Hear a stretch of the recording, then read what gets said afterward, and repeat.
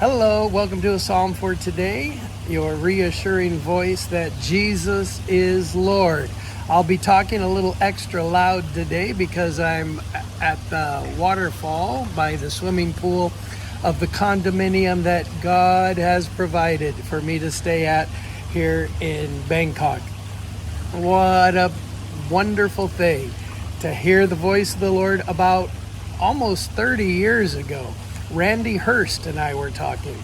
We said, when we're done with what we're doing, let's get an apartment in Bangkok, and from there we can reach around the world and we can encourage people.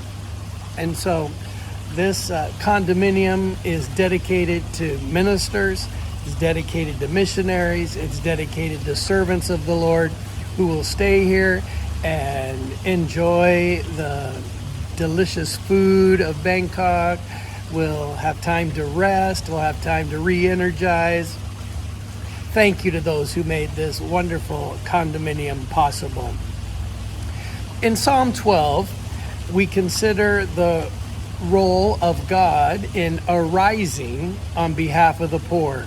Verse number 5, because the poor are plundered, because the needy groan, I will now arise, says the Lord. If you're a Christian, you have determined in your heart to be like Jesus. One of your heart's prayers and desires is to be like Him. Well, when we are like God, then we too will arise on behalf of the poor.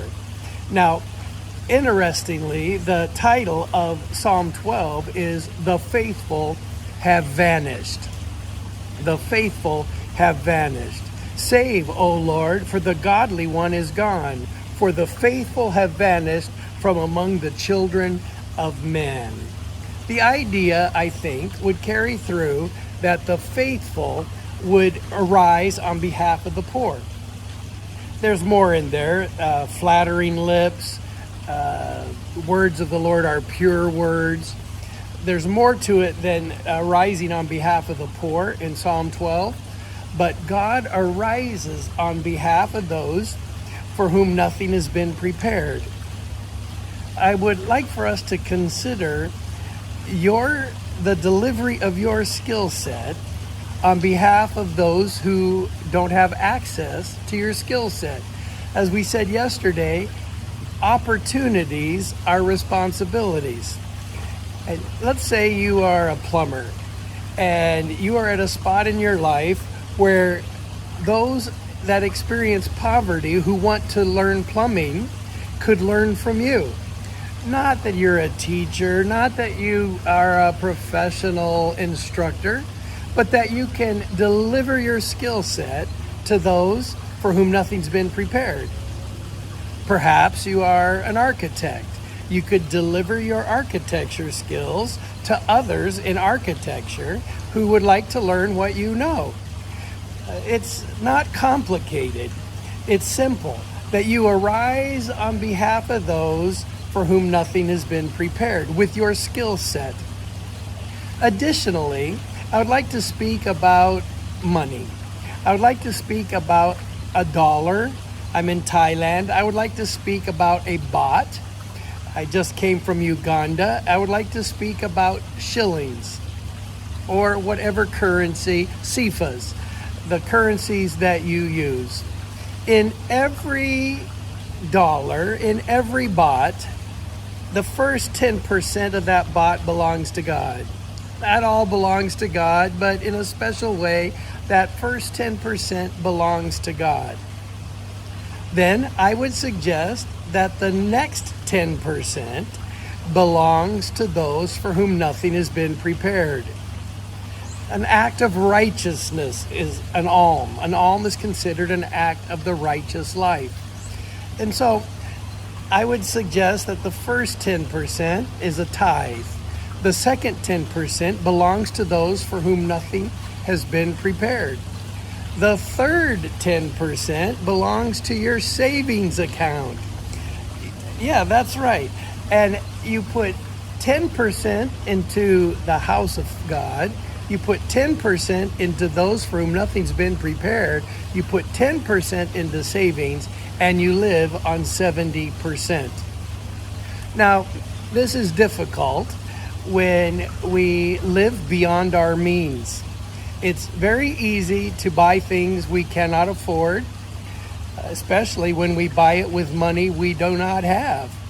The average person spends the whole dollar, in the US at least, spends the whole dollar and borrows against future dollars. In a sense, this is craziness.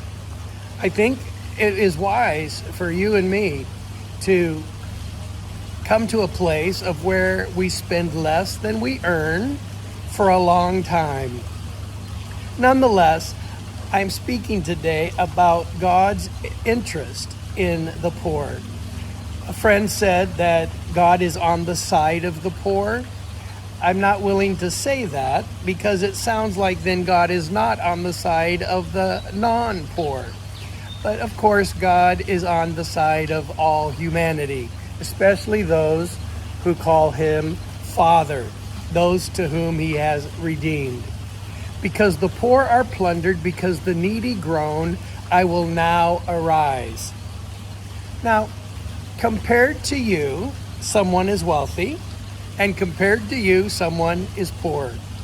It's just the way it is. We can always look at those that have less and consider them in poverty. We can always look at those who have more and consider them wealthy. But it's not really about being in relationship to where I'm at. It's about being in relationship to the heart of God. And so I think it's wise for us to look at our resources and evaluate, am I arising on behalf of the poor? For example, a year or two ago, my wife was in line to buy some food, and the lady in front of her was trying to find every penny to reach the payment for her food. And my wife said, "Here, let me pay for those groceries for you this week." And so Paula paid for the woman's groceries. Well, that began a friendship. And one time Paula said, let's take her some meat. We bought a side of beef. Well, we bought a whole cow, but we split it with several people to afford it. So we took some beef over to her friend. And her friend said something that really shocked me. She said, thank you. I haven't been able to afford meat in a long time. Now, this is a woman who has been successful and effective in her life. She has been careful. Marriage situation. Her husband divorced her, took all the resources, left her alone. She's older than us. She's probably somewhere near 80. And this is we wouldn't say she is poor if you just look at it. But when you look to the fact that she couldn't afford meat for several months, you realize in her situation, the way her life has come to her, she in fact needed someone to arise on behalf of her life. So I'm especially concentrating my time and effort on Christian leaders for whom nothing's been prepared. But maybe God will move your heart for moms around the world.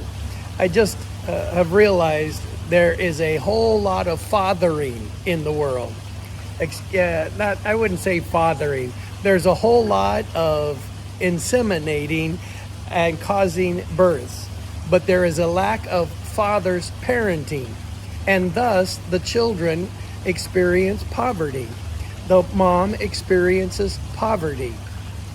And maybe that's what moves your heart. Maybe it is poverty of those that are immigrants. They are living in a land not their own, religious asylum. It's variety. Many things can move your heart. But don't just think about it. Actually move from theory to implementation and say, I too will now arise on behalf of those for whom nothing has been prepared.